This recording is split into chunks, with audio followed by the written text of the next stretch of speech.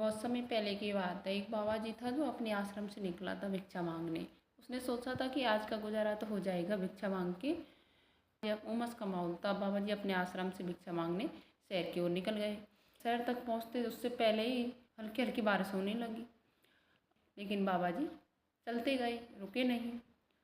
उनको बारिश से कोई फर्क नहीं पड़ रहा था कि बारिश हो रही है। फिर वे चलते गए। एक चौराहे पे पहुँचे तो उनको एक हलवाई की दुकान दिखी और उस पे जलेबी समोसा गरम गरम उतर रहे थे। अब उनको देखकर उसके मुंह में पानी आ गया।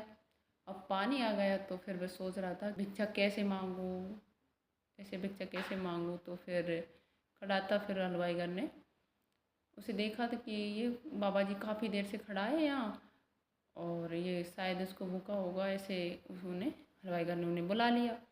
अब बुला लिया तो फिर उससे बोला बाबा जी से बोला प्रसादी पाओगे। बाबा जी ने कहा हाँ।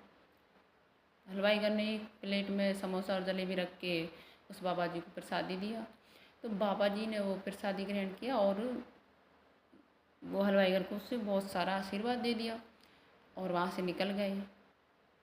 फिर जा रहे थे, बहुत तेज़ बारिश हो रही थी। बारिश में जा रहे थे तो बारिश के जैसे बारिश में जाते हैं बच्चे तो पानी से खेलते, ऐसे ही बाबा जी अपनी भक्ति में मगन होता जा रहा था, उछालता जा रहा था पानी को भी। ऐसे पीछे से उनको बुला रहे थे और बाबा जी अपनी मस्ती में जा रहे थे तो पानी उछलकर उसकी बाइक की साड़ी के ऊपर गया तो उसकी साड़ी थोड़ी गंदी हो गई।